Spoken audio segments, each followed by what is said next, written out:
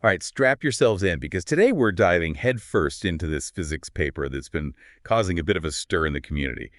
Imagine our universe. Yeah, the whole shebang with all its stars and galaxies and you and me as just one single point in some kind of higher dimensional space. It's a pretty mind-bending concept, right? Totally. And that's exactly the kind of territory we're exploring today. We're talking quantum gravity, folks.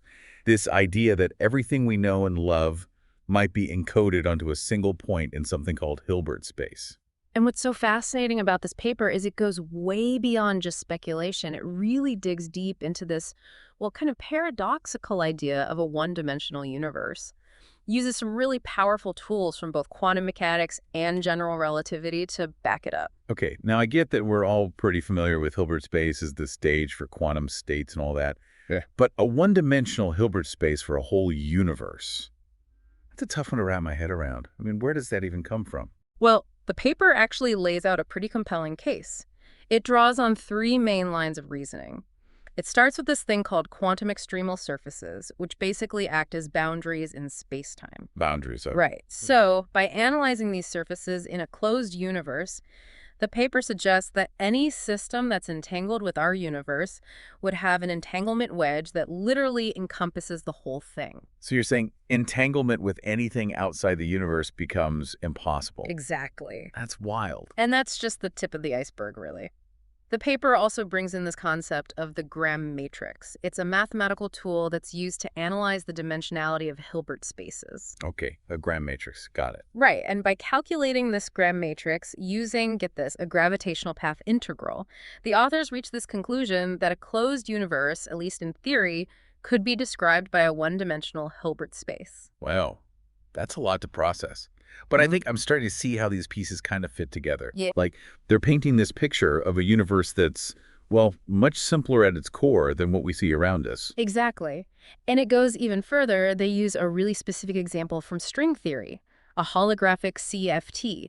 It's known as N-Xibero-4 super-Yang-Mills theory. String theory. All right, we're going all in. Yeah, and this theory offers another perspective, a kind of dual perspective, that actually supports this idea of a one-dimensional Hilbert space for a closed universe. Okay, so now we have this pretty fascinating theoretical framework, right? Yeah. But what does it actually mean? How does this whole one-dimensionality thing play out in the real world? Yeah, that's where things get really interesting. The paper tackles this head-on. They introduce a simplified quantum gravity model that they call the topological model. A model? All right, now we're talking. Right. So tell me more about this topological model. Okay, so it's a 1+1 dimensional model, and basically matter is represented by what they call world lines. Think of it as a really simplified universe, just one dimension of space and one dimension of time. Okay, I'm picturing it. The paper actually uses diagrams to show how they do calculations within this model. And that's when we hit our first big paradox. When they try to calculate the square of the inner product, which, gives us a sense of the overlap between quantum states, the results, they just go haywire. Haywire, meaning they don't fit with our usual understanding of how quantum mechanics works. Exactly. Okay, interesting. These calculations, they lead to some major deviations from the semi-classical results we normally expect. It's almost like the usual rules of quantum mechanics just broke down when you try to apply them to this one-dimensional universe. All right, so we have this fascinating paradox. We have a seemingly complex universe, but it's being described by a single point. Then we have these calculations that suggest our usual understanding of quantum mechanics isn't quite up to the task. It feels like there's something missing from the picture right there. You're exactly right. And that's where you, the listener, come in. The paper proposes this radical idea to solve these paradoxes. We have to consider the observer, you, as a part of the system. Wait a minute, hold on. You're saying I'm not just passively listening to this.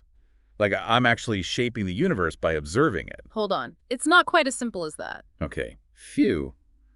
For a second, I thought we were going full-blown Matrix here. The idea isn't that you're consciously influencing the universe, right? But rather, the act of observation itself, just the act of observing, has physical implications. Okay, I'm listening. Remember, the observer is a physical system. They have their own energy, their own entropy, and crucially, they're inevitably entangled with their environment. Right, entanglement. That seems to be the word of the day. It's more than just this quirky quantum phenomenon, huh? Exactly. And this paper argues that it's absolutely key to understanding these paradoxes we've been talking about. They bring up this idea of pointer states. Pointer states. Mm-hmm. All right, another new one. Think of it this way. They're like stable states of the observer's measurement apparatus, like, let's say, the position of a needle on a gauge, right? These pointer states, they get entangled with the environment, and that's what leads to the observer's classical experience of the world. Okay, so we have the observer, their environment, and this active observation, and it's all tangled up in this big quantum dance. But how did that help us with those paradoxical calculations we talked about earlier? That's where the paper brings in this really clever idea, cloning the observer. Cloning, as in making copies of me. I hope this isn't going in a sci-fi direction. No worries. It's not about creating physical copies or anything like that. Okay, good. It's more about creating a mathematical representation, specifically of the observer's pointer states, and placing them outside the system. Okay, so this cloned observer, it's like a stand-in, right? A mathematical representation. Exactly. And it acts as a reference point that allows us to apply quantum mechanics in a more consistent way. So we're taking the observer out of the equation, at least mathematically. Seems like a bit of a cheat, but I'm intrigued. So how does this actually play out when we start crunching the numbers? That's exactly what we'll dive into in the next part of our deep dive. We'll revisit this idea of the holographic code, and you'll see how this cloned observer really changes the game. So let's go back to that holographic code we talked about for a sec.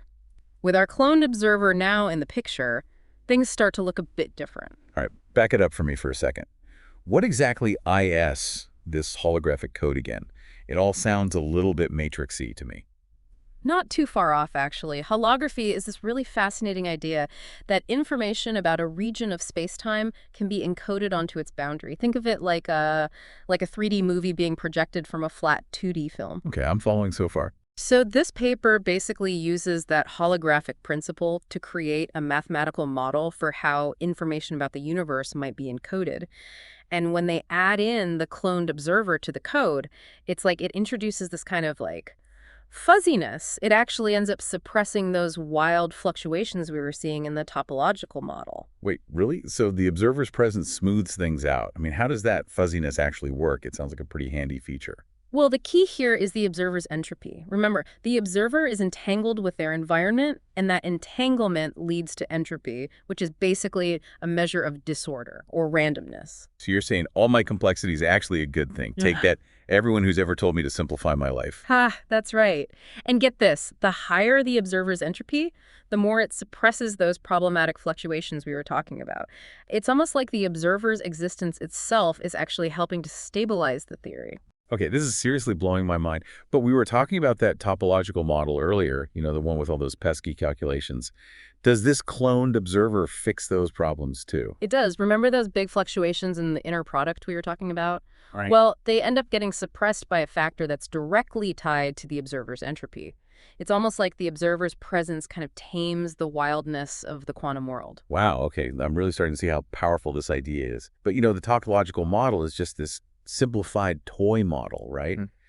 What happens when we try to apply this to a more realistic picture of gravity? That's where JT gravity comes in. It's a more complex model of quantum gravity, but still manageable enough for these kinds of calculations. And this is where things get really interesting. In JT gravity, quantum extremal surfaces, they don't just exist at the boundary of the universe, they can actually pop up within the closed universe. Hold on, so even inside the universe, there are limits to what we can know, kind of like a cosmic speed limit for information. Exactly. That's a great analogy. And guess what plays a huge role in determining how much information is actually accessible? Yep, you guessed it, the observer's entropy. It's all connected.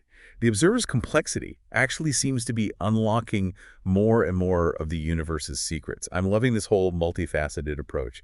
It's like we're putting together a puzzle. You know, we're using all these different tools and techniques to get a clearer picture of this big, complex picture. Absolutely. So we've seen this in the topological model. We've seen it in JT gravity. But what about string theory? Remember that n=4 super Yang-Mills theory we mentioned earlier? Well, string theory gives us another way to test these ideas in an even more realistic setting. All right, weigh in on me. How does string theory fit into all this?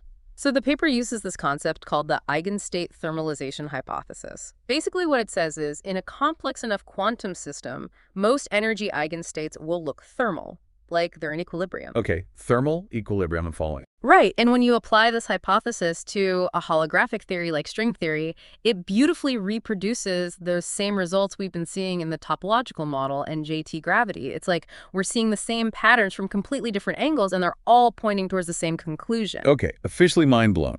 We went from a one-dimensional universe to cloned observers to, was it the eigenstate thermalization hypothesis? Yep, that's the one. And throughout it all, the observer's entropy is the key.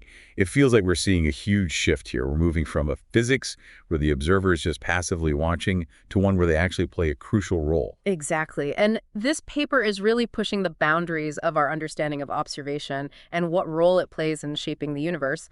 But what happens when we take this observer-centric view and apply it to black holes? Black holes are like the ultimate mysteries of the universe. Okay, now we're really diving into the deep end. Right. Black holes, they're just endlessly fascinating. Where do we even begin? Black holes. The ultimate cosmic enigmas. Okay, I'm ready. Take me there. All right, so the paper tackles this whole black hole challenge head on. It looks at what happens when, say, an observer falls into a black hole, a big one, that then starts to evaporate. As the black hole shrinks, it gets to a point where it basically resembles a closed system. Kind of like the universe we've been talking about this whole time. So the observer's trapped, right, inside this shrinking black hole that's now acting like its own mini-universe. Exactly. Okay. And just like in that closed universe scenario, the observer's entropy, it becomes a super important factor that ends up shaping their experience. Man, entropy is everywhere these days. So how do they model this whole situation with a black hole? Well, they bring in this idea of non-isometric codes. They use them to describe how information's encoded inside a black hole as it evaporates. Think of these codes like a language, but with more flexible grammar rules. Words can have different meanings depending on the context. These codes, they help us understand how information might be represented in situations where those standard rules of quantum mechanics don't quite apply. So it's like quantum mechanics, but with a twist? I'm always up for a good plot twist. So how do these non-isometric codes actually work with black holes? So imagine all the information that's inside the black hole, right, the interior. And then you have all the information that's accessible from the outside, the black holes, what we call microstates. Traditionally, we've assumed this connection is described by something called an isometric code. It basically means the inner product between states is preserved. But as a black hole evaporates, the number of microstates decreases, and that causes the isometric code to break down. It's like the black hole's losing its vocabulary as it shrinks. Fewer words to describe the same complex interior. Got to cause some communication issues, right? Exactly. And that's where these non-isometric codes come in. They give us a way to describe information encoding even when we only have a small number of microstates to work with. So these non-isometric codes, they sound promising. But I feel like there's a but coming. Yeah, there is a bit of a catch. Non-isometric codes, they can lead to a nonlinear description of the black hole's interior. And this means that the usual rules of quantum mechanics, which really rely on linear operators, well, they might not completely apply in this situation. All right, so we're going even further beyond the familiar world of quantum mechanics. This is getting intense. So how does the observer, how do they fit into this whole strange world of non-isometric codes and nonlinear descriptions? That's where the observer really takes center stage. The paper suggests that when we explicitly include the observer in the non-isometric code, well, it can actually restore a consistent description of their experience. Wow, so even in all this mind-bending complexity, the act of observation helps make sense of things. But how does that actually work? Well, it all comes back to the observer's entanglement with the system. Think of it like this. As the black hole evaporates, the observer's entanglement with the black hole's interior, it creates a kind of anchor. And this anchor prevents information about their experience from just disappearing. It's like the observer's holding on for dear life, clinging to their reality as this black hole vanishes around them. So you're telling me that the observer's entropy, that's what makes this possible? Exactly. The observer's entropy, it plays a critical role in keeping things consistent. The higher the observer's entropy, the more robust their experience is, even as the black hole evaporates. So once again, we see the observer's complexity, your complexity, my complexity. It's all playing this vital role in how we experience and understand the universe. It's like the more you know, the more resilient you are to the universe's attempts to scramble information around you. It's a pretty profound insight. It has these huge implications for how we understand observation, information, and, well, the very nature of reality itself. This paper really pushes us to consider the possibility that we're way more intertwined with fabric of reality than we ever thought. Man, this has been an absolutely incredible deep dive. We've gone from this wild idea of a one-dimensional universe. We met these cloned observers, we tackled those crazy paradoxes of black holes, and learned about the surprising power of observer entropy. And through all of that, I think we've caught a glimpse of this new kind of physics. One where the observer isn't just a passive bystander, but they're an active participant in the whole cosmic drama. It's like we're all characters in this grand play, and our observations, our experiences, our complexity, it all contributes to how the plot unfolds. This is the kind of stuff that really makes you stop and think about the universe and our place in it all. It really makes you wonder, doesn't it? The very act of observing the universe might be contributing to its complexity and its dimensionality. Maybe, just maybe, we're more integral to the fabric of reality than we ever imagined. Well, this paper has certainly blown my mind wide open. It's given us all these new ways of thinking about the universe, challenged our assumptions, and, well, ignited this sense of endless possibilities for future exploration. It's a good reminder that the journey of scientific discovery, it never really ends. This is just the beginning of a major shift in our understanding of the universe. And who knows what other incredible discoveries are waiting for us out there. Until then, keep exploring, keep those questions coming, and keep diving deep into the mysteries of the universe. This is The Deep Dive, signing off.